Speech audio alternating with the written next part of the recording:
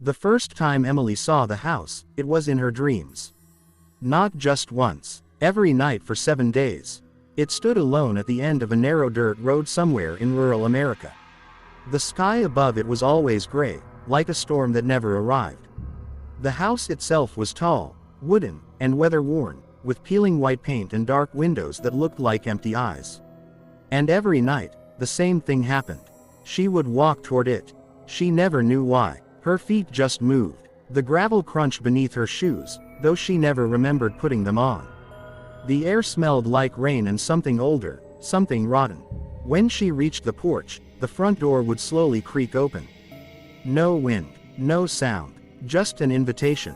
And before she could step inside, she would wake up. Emily Carter was a 24-year-old graduate student living in Ohio.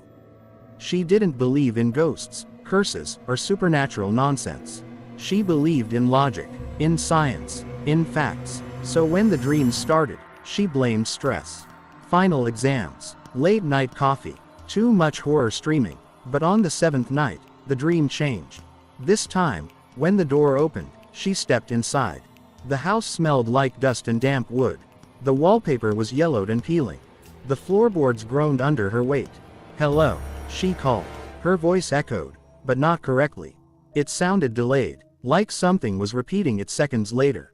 "Hello, hello, hello." Her heart pounded. At the end of the hallway stood a mirror.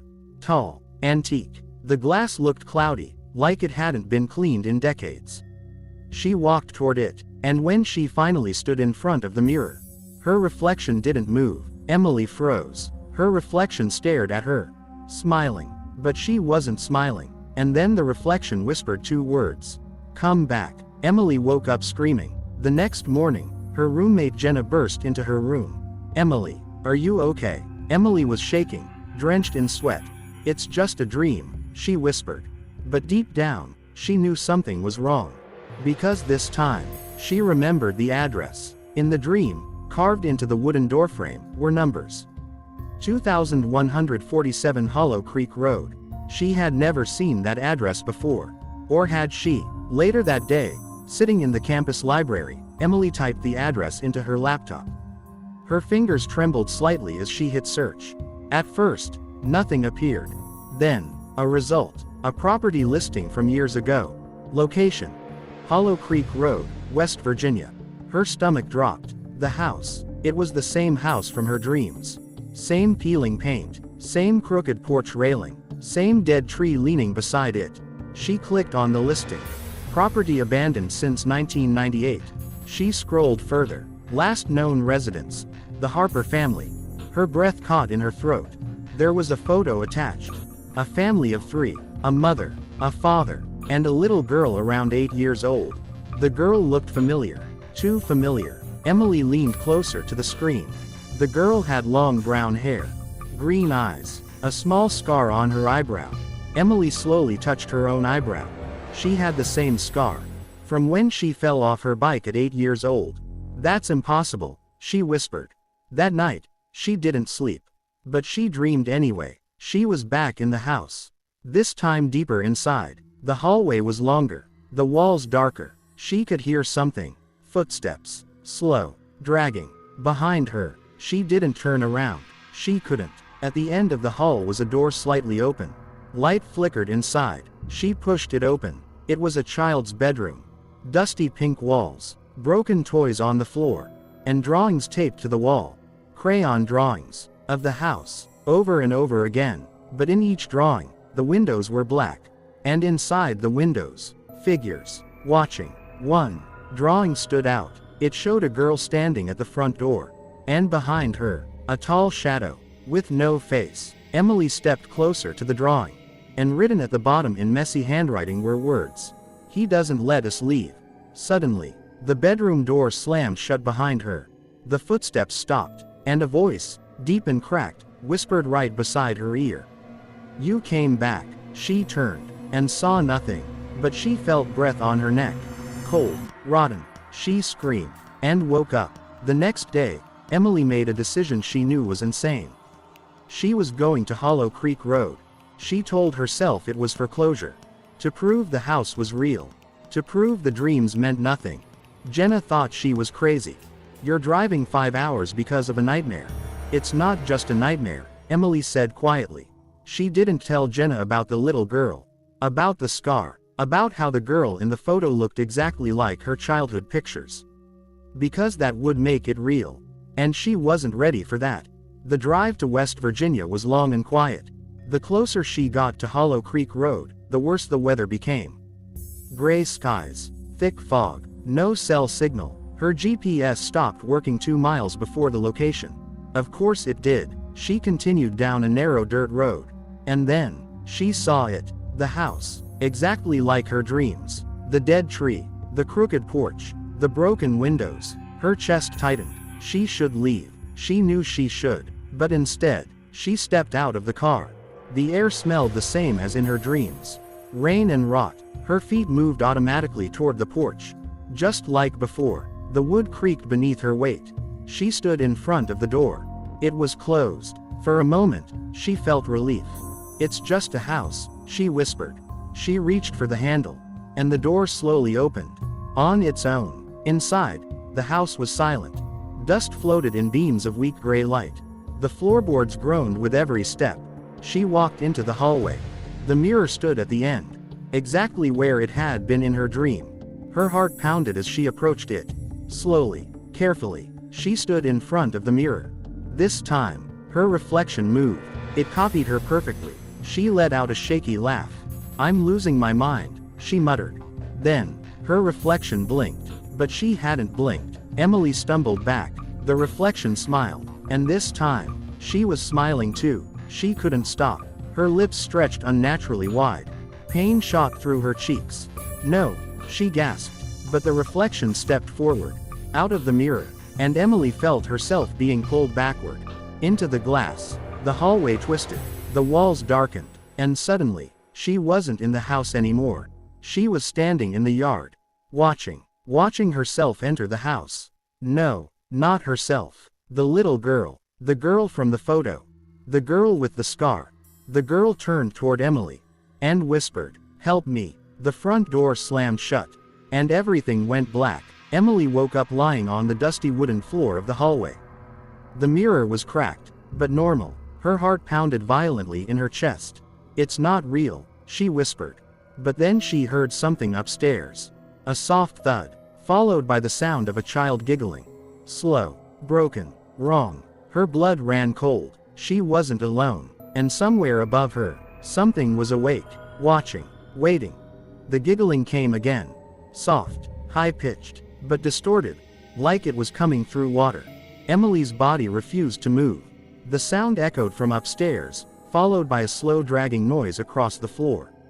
Thud, drag, thud, drag. Her breathing became shallow. Every instinct screamed at her to run, but her legs felt heavy, as if the house itself didn't want her to leave. "Hello," she called weakly. Silence. Then, a single footstep, directly above her. The ceiling creaked. Dust drifted down. Something was pacing, slowly, back and forth, the same rhythm as the footsteps in her dreams. Emily swallowed hard. "If this is some kind of prank, it's not funny," she whispered to no one. But deep down, she knew. This wasn't a prank. This house had been waiting for her. The staircase stood at the end of the hallway, partially hidden in shadow. In her dreams, she had never made it upstairs. Something had always stopped her. Not this time. The steps groaned loudly as she climbed. Each sound echoed unnaturally long, like the house was exaggerating her presence. Halfway up, she felt it again. That sensation, like someone standing inches behind her. Breathing. She turned quickly. Nothing. Just the dark hallway below. But the front door, it was closed now. She was sure she had left it open. Her chest tightened. She continued climbing. At the top of the stairs was a long corridor lined with closed doors. Except one. The last door on the right was slightly open. A dim flicker of light came from inside. Thud, drag, thud, drag. It was coming from that room. Emily walked toward it, her heartbeat pounding in her ears. The closer she got, the colder the air became. Her breath formed small clouds in front of her face. She pushed the door open. The room was bigger than she expected. A master bedroom. Old furniture covered in sheets. A cracked chandelier hanging above. And in the center of the room, a rocking chair, moving slowly, back and forth, but no one was sitting in it. The dragging sound stopped. The rocking stopped. Silence swallowed the room. Then, the closet door creaked open. Emily froze. Inside the closet was darkness so deep it looked solid. And from that darkness, a small hand reached out. Pale, thin, trembling. "Please," a child's voice whispered. Emily's heart shattered. It was the same voice from her dream. The same voice that had said, "Help me." She stepped closer. "It's okay," she said softly. "I'm here." The hand twitched. And then, it grabbed her wrist, hard. Ice-cold fingers wrapped around her skin with impossible strength. Emily screamed and tried to pull away. But the hand yanked her forward. The darkness inside the closet expanded, swallowing her. She landed on hard ground. But it wasn't the bedroom anymore. She was outside, in the yard. Night had fallen. The house stood before her, but different. The windows glowed faint red. The sky above churned with black clouds. She heard crying, coming from the backyard. She followed the sound.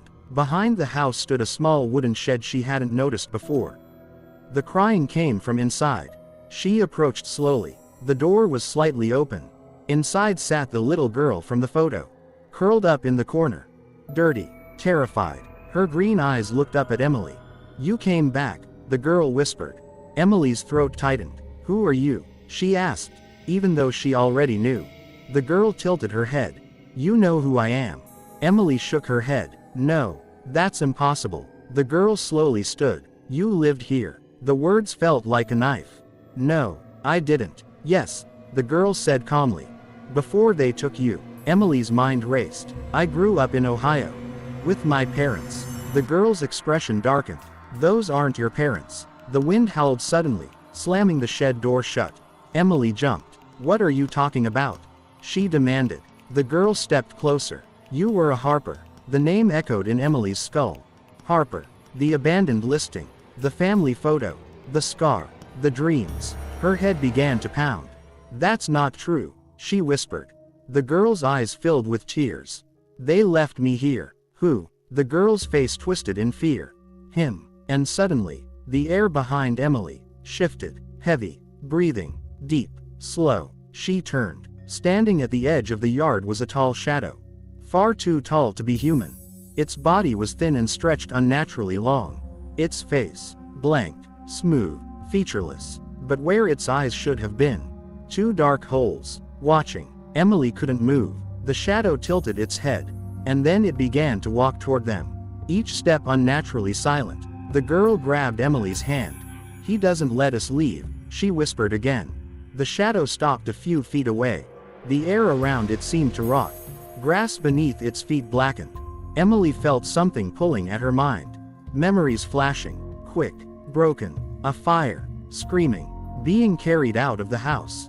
Someone shouting, "She's the only one left." Emily gasped. "No." The girl squeezed her hand tighter. "You escaped." The shadow suddenly lunged forward. Everything shattered into darkness. Emily woke up in the master bedroom. On the dusty floor, the rocking chair lay tipped over. The closet door was closed. Her wrist burned. She looked down. Bruises. Finger-shaped bruises. Tears filled her eyes. "It's real," she whispered. She scrambled to her feet and ran for the stairs. But halfway down, she heard it again. The giggling, now coming from downstairs. In the hallway, right by the front door. Blocking her exit. Slowly, she descended. At the bottom of the stairs, she saw her. The little girl, standing near the mirror. But something was wrong. Her head was tilted too far to one side. Her smile stretched too wide. "You remembered," the girl said softly. Emily stepped back. "You're not her." The girl's voice deepened unnaturally. "No." Her body began to twitch violently. Bones cracking, skin stretching, and in seconds, the tall shadow stood where the girl had been. Its blank face inches from Emily's. "You were supposed to stay gone," it whispered inside her mind. Emily screamed and grabbed the nearest object. The cracked mirror. She hurled it at the shadow. The glass shattered against its body.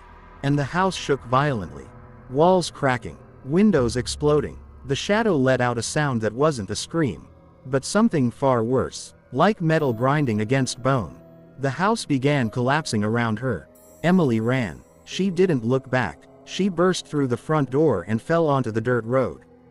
Behind her, the house stood silent, still, untouched. No broken windows, no shaking, nothing, as if nothing had happened. Her car sat where she left it. Normal. She stumbled inside and locked the doors. Her hands shook uncontrollably. In the rearview mirror, for a split second, she saw the little girl sitting in the back seat, smiling. Then, gone. Emily gasped and turned around. Empty. Just empty seats. She started the car and sped away from Hollow Creek Road. She didn't stop driving until she reached the highway. Her phone regained signal. Dozens of missed calls from Jenna. Emily pulled over, breathing hard. "I'm done," she whispered. "It's over." Her phone suddenly buzzed. A notification. From an unknown number. She hesitated, then opened it. It was a photo, taken moments ago, of her car, from behind, on the highway, and inside the back seat. The little girl, looking directly at the camera, smiling. Below the photo was a message. "You can't leave." Emily's hands began to shake again. And as she slowly looked into the rearview mirror, the reflection wasn't hers. It was the shadow, sitting in the driver's seat, grinning without a face. Emily's breath stopped. The rearview mirror showed the shadow sitting in the driver's seat. Its long, thin shape filled the space beside her. Its blank face turned slowly toward her. But when she looked directly at the passenger seat, it was empty. Nothing there. Her pulse pounded violently in her ears. She looked back at the mirror, still there, smiling without a mouth. "You're not real," she whispered. The shadow's head tilted. The radio suddenly turned on by itself. Static filled the car. Then, a child's voice whispered through the speakers. "You left me." Emily slammed on the brakes. The car screeched to a stop on the side of the highway. Cars passed, but none slowed down. It was like no one noticed her. The static grew louder, then clearer. A man's voice. Panicked. "She's still inside. The fire's spreading." Another voice. "There's no time. We have to go." Emily's heart nearly stopped. The memories rushed back all at once. The house. The fire. Smoke choking her lungs. Being carried outside by a stranger. Flashing red and blue lights. And behind her, in the upstairs window, a little girl watching. Burning. Her twin sister. Tears streamed down Emily's face. "No," she gasped. "Yes," the child's voice whispered. The shadow leaned closer in the mirror. "You survived." The car doors suddenly locked. Click, click, click. The engine shut off. The air inside the car grew cold. Too cold. Frost crept along the windows. Emily grabbed the door handle and pulled. It wouldn't budge. The back seat dipped slightly, as if someone had just sat down. Slowly, she turned around. The little girl sat there, perfectly still. No twisted smile now, just sadness. "You promised," the girl said softly. Emily shook her head, sobbing. "I was 8. I didn't know." "You let go of my hand." The words cut deeper than anything. The memory sharpened. Smoke everywhere. The hallway collapsing. Her father shouting for them to run. The shadow standing at the top of the stairs, watching. She and her sister holding hands. The shadow reaching toward them. The floor breaking apart. And in the chaos, Emily's hand slipping away. She had run. She had survived. Her sister had not. The fire report had called it accidental. Electrical wiring. But that wasn't true. The shadow had been there long before the fire. It had lived in the house. Fed on fear. And when the flames came, it chose one child to keep. One to release. "You were stronger," the shadow whispered from the mirror. "We let you go." Emily's tears stopped. Her sadness turned to something else. Anger. "You didn't let me go," she said slowly. "You followed me." The little girl in the back seat began to fade, flickering like a weak light bulb. "I was trapped," she whispered. Between. The shadow's reflection flickered violently. The windshield cracked with a sharp snap. The radio screeched. "You belong to this house." The shadow roared. Emily suddenly understood. It fed on guilt, on unfinished pain, on the belief that she deserved to be haunted. The house wasn't just wooden walls. It was memory, trauma, a prison built from fear. And she had walked back into it willingly. The little girl reached forward, placed her small hand on Emily's shoulder. "It's not your fault," she said gently. The words felt impossible, but true. "I was scared," Emily whispered. "So was I," the girl replied. The shadow screamed. The car shook violently. Glass shattered inward. Wind roared. "You cannot leave," the shadow howled. Emily closed her eyes, and for the first time in 18 years, she forgave herself. "I didn't leave you," she said firmly. "We were children." The little girl smiled softly. "Not twisted, not wrong, just peaceful." And then, she began to glow. Warm light filled the car. The frost melted instantly. The shadow recoiled in the mirror. "No," it shrieked. The light grew brighter. Cracks spread across the mirror. The shadow's body stretched unnaturally, trying to hold itself together. "You are mine," it roared. Emily opened her eyes. "You have no power over me." The mirror exploded. The shadow shattered into black smoke. The car doors unlocked. The engine restarted. Silence fell. Complete. Emily sat there, breathing hard. The back seat was empty. The air was warm again. Her phone buzzed. She hesitated, then looked. The photo message was gone. No unknown number, no evidence, just her regular home screen. Slowly, she looked into the rearview mirror. Only her own reflection stared back. Tired, tear-streaked, but free. 3 months later, Emily stood in a therapist's office in Ohio.